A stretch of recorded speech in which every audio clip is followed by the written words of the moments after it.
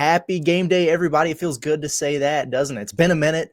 Arkansas basketball finally returns to action today, 1:30 against North Carolina A&T in Fayetteville. That game's on SEC Network. I'm Curtis Wilkerson with Inside Arkansas on the pod at the Palace. And guess what? We actually got a preview press conference on Friday for this game. Exciting stuff. So I do have, as promised, a couple clips, some extra quick hits on this game for you. If you're looking for the full, preview, breakdown, getting into the weeds, talking personnel, strengths, weaknesses, keys for the Razorbacks, go back and check yesterday morning's podcast. This one, we just got some thoughts from Arkansas assistant Chuck Martin, a few updates on how things are going this week for the Razorbacks, and, I just learned a little bit more about the Aggies. So some pretty good stuff there. Speaking of Chuck Martin, who we got to talk to, his son actually is a junior at North Carolina A&T. How about that? I didn't know that. I should have connected those dots, but I didn't. So it's pretty cool. Like, I don't, I hope this doesn't make for like some awkward, family dinners conversations at Christmas, because the Hogs kind of need to, like we said yesterday, run it up in this game if they can. But a pretty cool story. I know it means a lot to Coach Martin, and it's cool for the family there. So here's what he had to say just about coaching against his son Jordan, who is not a starter for this team, but he's certainly on the roster and will be there for the game. So kind of a unique deal. Let's hear what he had to say. Yeah, I'm proud of him, and I'm excited for him to go through this experience, to be a part of a Division I program.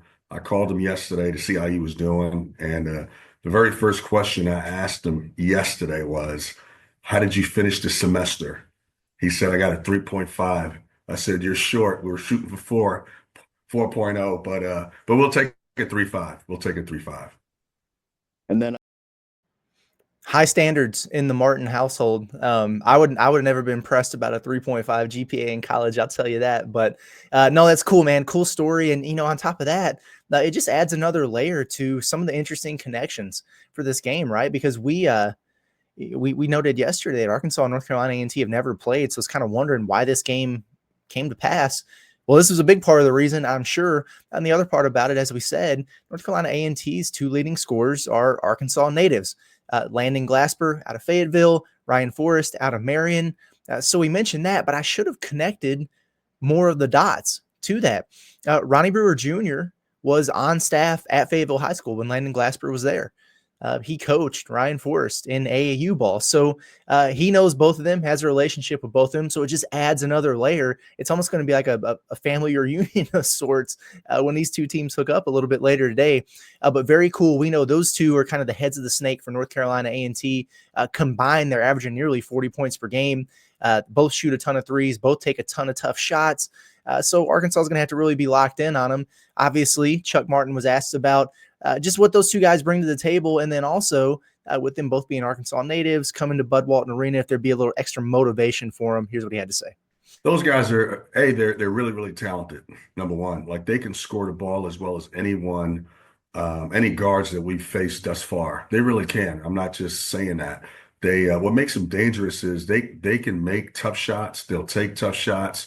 They can make it from deep beyond the three-point line, or they can pull up from the mid-range. And anytime you have a backcourt that can score on three levels, it makes it hard for the opposing team. So we've really got to lock in on those guys tomorrow afternoon. Yeah, and with Landon Glasper being a Fayetteville kid and then Ryan Forrest being another Arkansas kid, is that something you guys maybe consider at all? Them playing close to home or at home in Landon's case, that maybe they're gonna, have a little extra motivation. Is that something you guys consider at all? Yeah, absolutely. It's only natural for the local kid to play really, really well. I think we experienced that a week ago in New York City. Boogie and DJ played unbelievable. Obviously, Boogie's from New York and DJ right down the road. So this is no different. These kids are Arkansas kids. One in particular is from here in Fayetteville. So they're going to be pumped up, and rightfully so. They're going to have tons of support, family members and friends. So we're anticipating those guys, playing. Yeah, I mean, and to finish the quote there, I cut him off just a little bit too soon, but he said he anticipates him playing really well, which I thought that was a good comparison, or an interesting one, at least, that he made to Boogie kind of being back, home in front of friends and family in Madison Square Garden, what he was able to do there. There is something to be said for this, the extra adrenaline, little boost that you get from playing in front of folks that you care about. So will be two guys to keep an eye on there for Arkansas, but they should have plenty of motivation too. I know when I was coaching, a lot of times you get a week off or 10 days or whatever between games around the holidays. They're about to get another extended break after this one. And, as a coach, you're thinking, okay, this is good because, man, we've needed to work on X, Y, and Z in practice, and we really got to shore this up and that up. And, wow, I want to mess with this lineup combination. You kind of look forward to that as a coach because it allows you to tweak some things, work on some things. Players hate it. Because they don't want to practice, man. They want to get out there and play games. It's been too long. So I think they're going to be excited and energized to get out there and play. And it's been 2 weeks since this team has played in Bud Walton Arena, which is crazy. They've been all over the place since, right? I mean, they were in New York, Madison Square Garden, obviously in North Little Rock for the UCA game last weekend. And now they're finally back home. So I don't know what to expect in terms of crowd size with the students gone. And again, it's like right before the Christmas holiday. So I don't know how many people are going to be traveling from, other parts of the state necessarily to come to Fayetteville if 2 days later they're getting ready to go, several hours away to go see family or Christmas or whatever. I'm not making excuses. I think they should pack the house out, but I'm just saying you don't know. But I think they're going to be excited to get back in Bud Walton and play. Now for Arkansas, the question this season is, and probably always will be, how healthy are they? Right? Like, I mean, you've had a full week here. Now we've heard them talk about doing the Camp Cal thing where they've kind of been doing 2-a-days, but not as strenuous as you might think. I mean, it's like individual work, a lot of breakdowns, teaching moments, film in the mornings, and then go chill at Cal's house, get a meal, get a nap, and then come back and get after it in the afternoon. Did you wrap them in bubble wrap all week? I hope so, because knock on wood, you don't want to see any more injuries. Naturally, Chuck Martin was asked about just kind of the overall health of the team. Naturally, he gave a pretty coy response there. So we'll hear him out and then we'll talk about it. We're still trying to figure that out. That's kind of been the theme of the year thus far. We've had a few guys who've gotten healthy and then a few other guys have gotten banged up. So, but that's college basketball for you. That's college athletics. So it's day by day. But hopefully we'll have enough guys to compete and walk away with a win tomorrow. Yeah, I mean, that's what we're going to get no matter what. I think no matter under what circumstances that question is asked, it's going to be the exact same answer, and that's okay. That's part of the deal. The good thing is, for people who might get annoyed by that, is starting in January when SEC play rolls around, we get those availability reports just like they did for football and conference games. So we'll at least know, going into these things, if a dude is out or questionable, probable, whatever, we'll give you a little bit of a gleam into what's going on. But for what it's worth, I've been told that Arkansas has been, at least the top 9 guys in the rotation, they've been full strength at practice the last couple of days here. Does that mean that everyone winds up playing today? Nah, I mean, not necessarily. But unless something happened that I didn't know about, like Friday in practice or whatever, they should be as close to full strength, I think, as they have been all year. Obviously the 2 main guys that we have our eyes on right now, or maybe 3. Adu, who, hey, he's healthy, man. He looks healthy. You want him to stay that way. Adu Thero coming back from that flu. So that's just a matter of getting over the sickness and then kind of regaining your strength, because that'll drain you a little bit. You got a fever, you're sweating, the chills and everything. And so from a conditioning standpoint, something to monitor for him. And then Big Z with that ankle, and he's been playing, right? So it's just a matter of getting that back to 100%, moving the way that he needs to move and everything like that. And then, my goodness, knock on wood, that nobody else is banged up and they can just get into SEC play as healthy as possible there. If they do have all 9 bodies, I'm guessing that they'll go to the starting lineup of, Boogie Flan, DJ Wagner, John L. Davis, Adu Thero, and Jonas Adu. I think that's probably their best 5 right now. Now, a case could be made for a couple different things there. I know people are really excited about Trevor Brazile and what he brought to the table.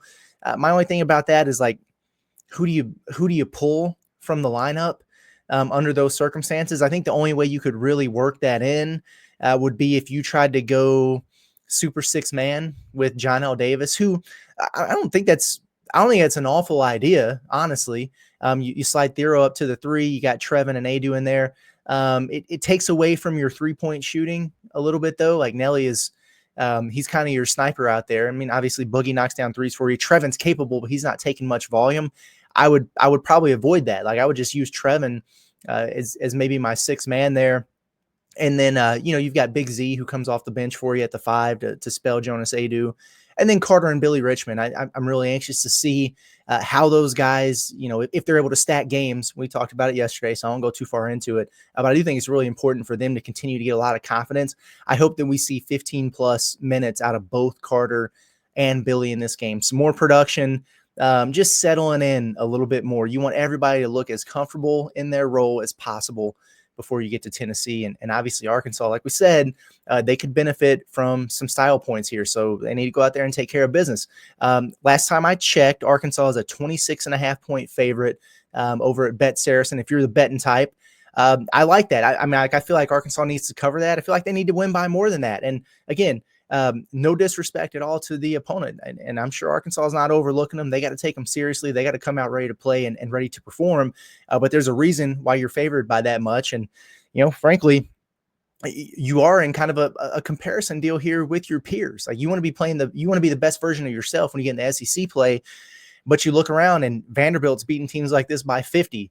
And Georgia's beating teams like this by 45, and Texas got a 36-point win last night. And so, if you can put it on somebody like that, then you kind of keep pace. We saw how, you get a win over a big opponent, a quad 1 win. You think about that so much in terms of helping your net rankings and the metrics, but it's also about the efficiency. So if you go out and beat the crap out of somebody, it's going to give you a bump in the efficiency. You'll start creeping up in some of those analytics that you like there. The over-under in this game I thought was interesting, 154.5 combined points in this game. It feels like quite a bit. I have a feeling the Hogs are going to score a bunch in this game. I said it, I think. It was before the UCA game. One of the goals I guess I had was, hey, Arkansas, why don't you go out there and score 100 in a game like this? And they fell short of that. Kind of took the foot off the gas a little bit there late. I feel like they could have done that. I think this is a game where Arkansas absolutely could and maybe should score 100. Remember what we said yesterday. This is a team in North Carolina A&T that plays at a top 10 pace. They're top 10 in the country in adjusted tempo. So they're going to be getting up and down a lot, which means more possessions, more shots. If you're Arkansas, I'm going to do it again. I'm going to kind of challenge them here. Can Arkansas go out there and get triple digits at home? I think it could be a pretty good goal for them. So looking forward to this game for sure. Make sure you're tuned in to everything we got going on. Hop in the Pot at the Palace post-game show. We go live immediately after the final buzzer. Andrew Ellis and I, we break down the game. We talk about it, but then we just get into the chat. It's interactive. It's a really good time. And people seem to enjoy it. So make sure you tap in with us and be involved in that. Turn that notification bell on. That way you know when we do go live. And that's for the post-game show. That's for anything crazy happening in the transfer portal for football. Hell, we went live at halftime of the UCA game because they wound up getting a guy. So you never know what's going on. If you're not subscribed to the YouTube channel on Inside Arkansas, make sure you do that for us. But really, really appreciate you guys for tuning in. And yeah, I'm excited to talk about a game again. Should be fun. It's been Curtis Wilkerson with Pod at the Palace and Inside Arkansas. We'll see you guys a little later. Have a good one. Enjoy the game.